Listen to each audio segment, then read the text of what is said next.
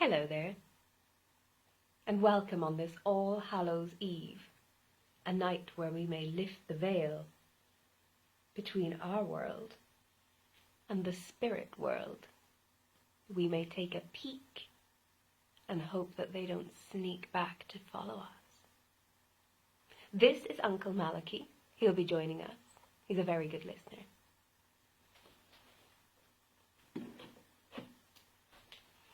Tonight I will be reading to you The Oval Portrait by Edgar Allan Poe.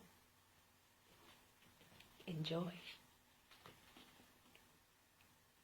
The chateau into which my valet had ventured to make forcible entrance, rather than permit me, in my desperately wounded condition, to pass a night in the open air, was one of those piles of commingled gloom and grandeur which have so long frowned upon the Apennines, not less in fact than in the fancy of Mrs. Radcliffe. To all appearance it had been temporarily and very lately abandoned. We established ourselves in one of the smallest and least sumptuously furnished apartments. It lay in a remote turret of the building. Its decorations were rich, yet tattered and antique. Its walls were hung with tapestry and bedecked with manifold and multiform armorial trophies, together with an unusually great number of very spirited modern paintings in frames of rich golden arabesque. In these paintings, which depended from the walls not only in their main surfaces, but in very many nooks which the bizarre architecture of the chateau rendered necessary. In these paintings, my incipient delirium, perhaps, had caused me to take deep interest. So that I bade Pedro to close the heavy shutters of the room, since it was already night, to light the tongues of a tall candelabrum which stood by the head of my bed, and to throw open far and wide the fringed curtains of black velvet which enveloped the bed itself. I wished all this done, that I might resign myself, if not to sleep, at least alternately to the contemplation of these pictures, and to the perusal of a small volume which had been found upon the pillow, and which purported to criticize and describe them. Long I read, and devoutly I gazed. Rapidly and gloriously the hours flew by, and the deep midnight came. The position of the candelabrum displeased me, and I outreached my hand with difficulty. Rather than disturb my slumbering valet, I placed it so as to throw its rays more fully upon the book.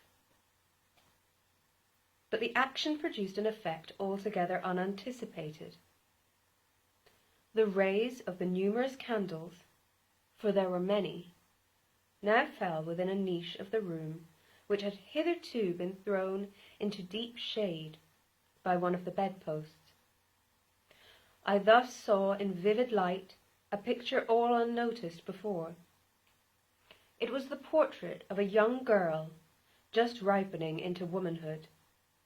I glanced at the painting hurriedly, then closed my eyes.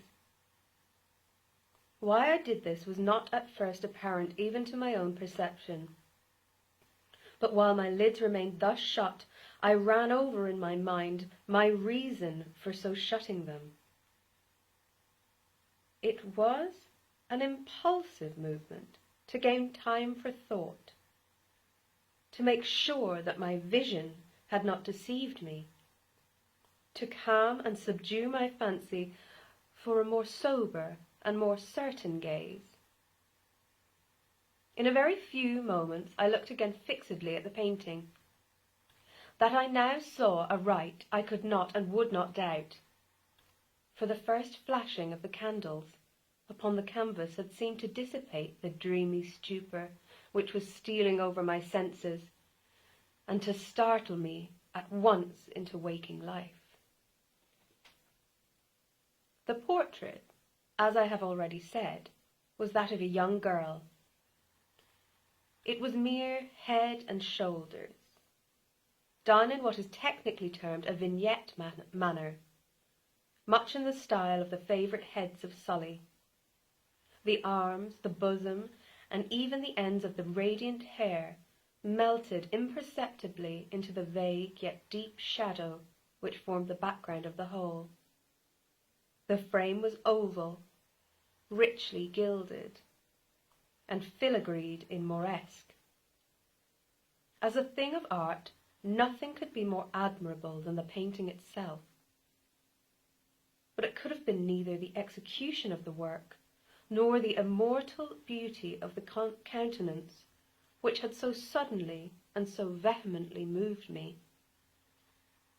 Least of all could it have been that my fancy, shaken from its half-slumber, had mistaken the head for that of a living person. I saw at once that the peculiarities of the design, of the vignetting, and of the frame must have instantly dispelled such an idea, must have prevented even its momentary entertainment. Thinking earnestly upon these points, I remained, for an hour perhaps, sitting half reclining, with my vision riveted upon the portrait. At length, satisfied with the true secret of its effect, I fell back within the bed. I had found the spell of the picture in an absolute life-likeness of expression, which at first startling, finally confounded, subdued, and appalled me. With deep and reverent awe I replaced the candelabrum in its former position, the cause of my deep agitation being thus shut from view. I sought eagerly the volume which discussed the paintings and their histories. Turning to the number which designated the oval portrait, I read there the vague and quaint words which follow. She was a maiden of rarest beauty, and not more lovely than full of glee. And evil was the hour when she saw and loved and wedded the painter. He passionate, studious, austere, and having already a bride in his art. She a maiden of rarest beauty, and not more lovely than full of glee, all light and smiles, and frolicsome as the young fawn, loving and cherishing all things, hating only the art which was her rival, dreading only the palette and brushes and other untoward instruments which deprived her of the countenance of her lover. It was thus a terrible thing for this lady to hear the painter speak of his desire to portray even his young bride. But she was humble and obedient, and sat meekly for many weeks in the dark high turret chamber where the light dripped upon the pale canvas only from overhead. But he, the painter, took glory in his work, which went on from hour to hour, from day to day. And he was passionate, and a wild and moody man who became lost in reveries, so that he would not see that the light which fell so ghastly in that lone turret withered the health and the spirits of his bride, who pined visibly to all but him. Yet she smiled on and still on, uncomplainingly, because she saw that the painter, who had high renown, took a fervid and burning pleasure in his task, and wrought day and night to depict her who so loved him, yet who grew daily more dispirited and weak. And in some, Sooth, who beheld the portrait, spoke of its resemblance in low words, as of a mighty marvel, and a proof not less of the power of the painter than of his deep love for her whom he depicted so surpassingly well. But at length, as the labour drew nearer to its conclusion, there were admitted none into the turret, for the painter had grown wild with the ardour of his work, and turned his eyes from the canvas rarely, even to regard the countenance of his wife. He would not see that the tints which he spread upon the canvas were drawn from the cheeks of her who sat beside him. And when many weeks had passed, and but little remained to do, save one brush upon the mouth and one tint upon the eye,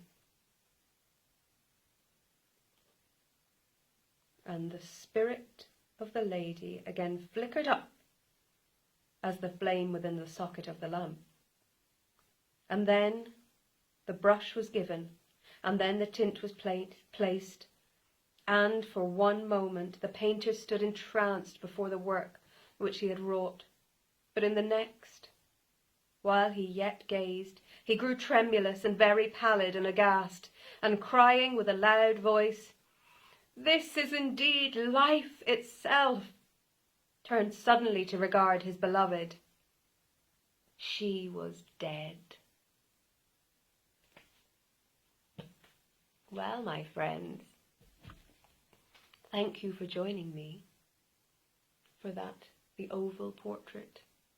I hope that you have a wonderful rest of your evening, and welcome the spirits in. Sweet dreams.